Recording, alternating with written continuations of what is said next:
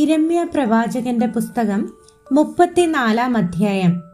Babel രാജാവായ നെബൂഖദ്നേസറും അവന്റെ സകല സൈന്യവും അവന്റെ ആധിപത്യത്തിന് കീഴുള്ള സകല ഭൂരാജ്യങ്ങളും സകല ജാതികളും യെരൂശലേമിനോടും അതിന്റെ എല്ലാ പട്ടണങ്ങളോടും യുദ്ധം ചെയ്തുകൊണ്ടിരിക്കുമ്പോൾ യിരെമ്യാവിന് യഹോവയിങ്കൽ നിന്നുണ്ടായ അരുളപ്പാട് എന്തെന്നാൽ, ഇസ്രായേലിന്റെ ദൈവമായ യഹോവ ഇപ്രകാരം അരുളി ചെയ്യുന്നു, നീ ചെന്ന് യഹൂദാ രാജാവായ സിദെക്കീയാവോട് പറയേണ്ടത് എന്തെന്നാൽ, യഹോവ ഇപ്രകാരം അരുളി ചെയ്യുന്നു, ഞാൻ ഈ നഗരത്തെ ബാബേൽ രാജാവിന്റെ കയ്യിൽ ഏൽപ്പിക്കും.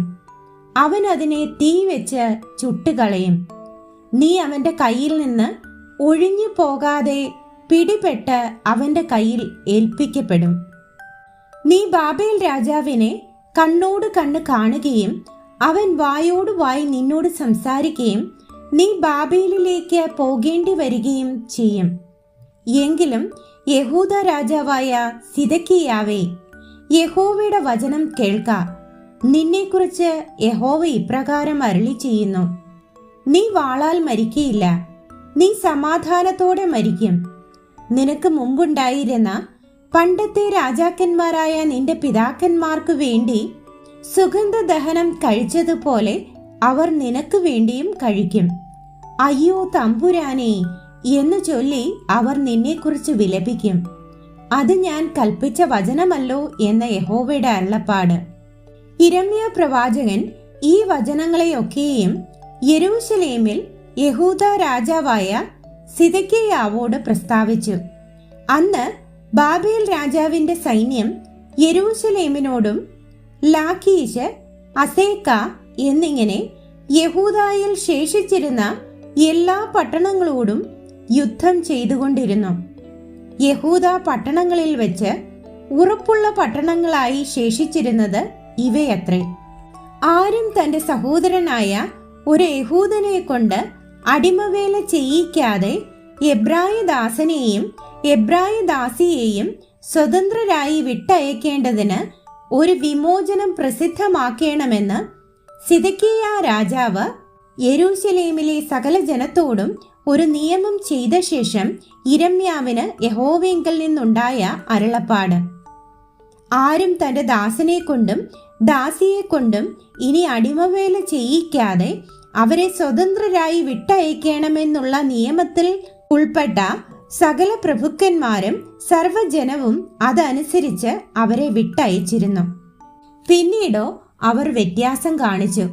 സ്വതന്ത്രരായി വിട്ടയച്ചിരുന്ന ദാസന്മാരെയും ദാസിമാരെയും മടക്കി വരുത്തി അവരെ വീണ്ടും ദാസീദാസന്മാരാക്കി തീർത്തു. അതുകൊണ്ട് യഹോവയുടെ അരുളപ്പാട് യിരെമ്യാവിന് യഹോവയിങ്കൽ നിന്നുണ്ടായത് എന്തെന്നാൽ, ഇസ്രായേലിന്റെ ദൈവമായ യഹോവ ഇപ്രകാരം അരുളി ചെയ്യുന്നു, ഞാൻ നിങ്ങളുടെ പിതാക്കന്മാരെ അടിമ വീടായ മിസ്രയീം ദേശത്ത് നിന്ന് കൊണ്ടുവന്ന നാളിൽ അവരോടൊരു നിയമം ചെയ്തു.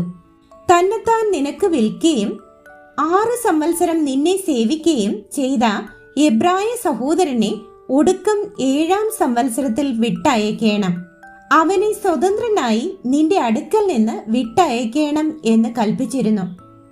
എങ്കിലും നിങ്ങളുടെ പിതാക്കന്മാർ എന്റെ കൽപ്പന അനുസരിച്ചില്ല, ചെവി ചായ്ച്ചതുമില്ല.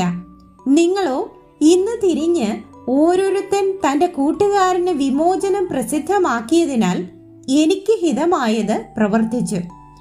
എന്റെ നാമം വിളിച്ചിരിക്കുന്ന ആലയത്തിൽ വെച്ച് എന്റെ മുൻപാകെ ഒരു നിയമം ചെയ്തു. എങ്കിലും നിങ്ങൾ വ്യത്യാസം കാണിച്ച് എന്റെ നാമത്തെ അശുദ്ധമാക്കി ഓരോരുത്തൻ ഇഷ്ടം പോലെ പൊയ്ക്കൊള്ളുവാൻ വിമോചനം കൊടുത്ത് അയച്ചിരുന്ന തന്റെ ദാസനെയും ദാസിയെയും മടക്കി വരുത്തി ദാസീദാസന്മാരാക്കിയിരിക്കുന്നു. അതുകൊണ്ട് യഹോവ ഇപ്രകാരം അരുളി ചെയ്യുന്നു, ഓരോരുത്തൻ താന്റെ സഹോദരനും കൂട്ടുകാരനും വിമോചനം പ്രസിദ്ധമാക്കുവാൻ തക്കവണ്ണം നിങ്ങൾ എന്റെ വാക്ക് കേട്ടില്ലല്ലോ. ഇതാ ഞാൻ ഒരു വിമോചനം പ്രസിദ്ധമാക്കുന്നു. അത് വാളിനും മഹാമാരിക്കും ക്ഷാമത്തിനുമത്രേ.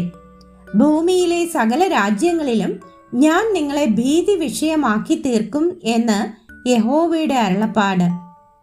കാളക്കുട്ടിയെ രണ്ടായി പിളർന്ന് അതിന്റെ പിളർപ്പുകളുടെ നടുവേ കടന്നുകൊണ്ട് എന്റെ മുൻപാകെ ചെയ്ത നിയമത്തിലെ സംഗതികൾ നിവർത്തിക്കാതെ എന്റെ നിയമം ലംഘിച്ചിരിക്കുന്നവരെ കാളക്കുട്ടിയുടെ പിളർപ്പുകളുടെ നടുവേ കടന്നുപോയ യഹൂദ പ്രഭുക്കന്മാരെയും യെരൂശലേം പ്രഭുക്കന്മാരെയും ഷണ്ഡന്മാരെയും പുരോഹിതന്മാരെയും ദേശത്തിലെ സകല ജനത്തെയും തന്നെ ഞാൻ ഏൽപ്പിക്കും.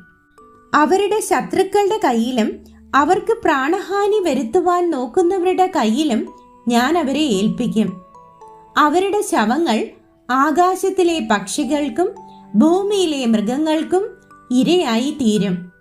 യഹൂദ രാജാവായ സിദെക്കീയാവെയും അവന്റെ പ്രഭുക്കന്മാരെയും ഞാൻ അവരുടെ ശത്രുക്കളുടെ കയ്യിലും അവർക്ക് പ്രാണഹാനി വരുത്തുവാൻ നോക്കുന്നവരുടെ കയ്യിലും നിങ്ങളെ വിട്ടുപോയിരിക്കുന്ന ബാബേൽ രാജാവിന്റെ സൈന്യത്തിന്റെ കയ്യിലും ഏൽപ്പിക്കും. ഞാൻ കൽപ്പിച്ച് അവരെ ഈ നഗരത്തിലേക്ക് മടക്കി വരുത്തും. അവർ അതിനെ യുദ്ധം ചെയ്ത് പിടിച്ച് തീ വെച്ച് ചുട്ടുകളയും. ഞാൻ യഹൂദ പട്ടണങ്ങളെ നിവാസികളില്ലാതെ ശൂന്യമാക്കും എന്ന് യഹോവയുടെ അരുളപ്പാട്.